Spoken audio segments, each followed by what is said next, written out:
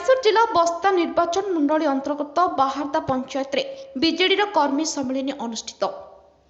ଯୋଗଦେଲେ ବିଧାୟିକା ପ୍ରାର୍ଥୀଙ୍କ ସହ ସାଂସଦ ପ୍ରାର୍ଥିନୀ। ସୂଚନା ଅନୁସାରେ ତୃଣମୂଳ ସ୍ତରରେ ଦଳୀୟ ନେତୃତ୍ୱର ନିରନ୍ତର ବିକାଶ ଧାରାର ସ୍ରୋତରେ ବିଜେଡିର ବିଧାୟିକା ପ୍ରାର୍ଥିନୀ ସୁବାସିନୀ ଜେନାଙ୍କ ନେତୃତ୍ୱରେ ଆଜି ବସ୍ତା ବ୍ଲକ ବାହାରଦା ପଞ୍ଚାୟତରେ କର୍ମୀ ସମ୍ମିଳନୀ ଅନୁଷ୍ଠିତ ହୋଇଯାଇଛି। ଏହି କର୍ମୀ ସମ୍ମିଳନୀରେ ସାଂସଦ ପ୍ରାର୍ଥିନୀ ଲେଖାଶ୍ରୀ ସାମନ୍ତ ସିଂହାର ଯୋଗଦେଇ ଉଭୟ ବିଧାୟକ ଏବଂ ସାଂସଦଙ୍କୁ ଶଙ୍ଖ ଚିହ୍ନରେ ଭୋଟ ଦେଇ ବିଜୟୀ କରିବାକୁ ନିବେଦନ କରିଥିଲେ। ଅନ୍ୟମାନଙ୍କ ମଧ୍ୟରେ ଜିଲ୍ଲା ବିଜେଡି ଉପସଭାପତି ସୁବ୍ରତ ପଣ୍ଡା, ବ୍ଲକ ବିଜେଡି ସଭାପତି ଅନିଲ ମହାନ୍ତି, ପ୍ରକାଶ ବେହେରାଙ୍କ ସହିତ ବହୁ ନେତୃତ୍ୱ ମଣ୍ଡଳୀ ଉପସ୍ଥିତ ରହି ଶଙ୍ଖ ଚିହ୍ନରେ ଭୋଟ ଦେବାକୁ ନିବେଦନ କରିଥିଲେ। ତେବେ ଉଭୟ ପ୍ରାର୍ଥୀ ସନ୍ଧ୍ୟା ସମୟରେ ବସ୍ତା ବଜାରରେ ପହଞ୍ଚି ଦୋକାନୀମାନଙ୍କୁ ଦେଖା କରିବା ପରେ ବାହାରଦା ଏବଂ ଇଡଦା ପଞ୍ଚାୟତରେ କର୍ମୀ ସମ୍ମିଳନୀରେ ଯୋଗ ଦେଇଥିଲେ।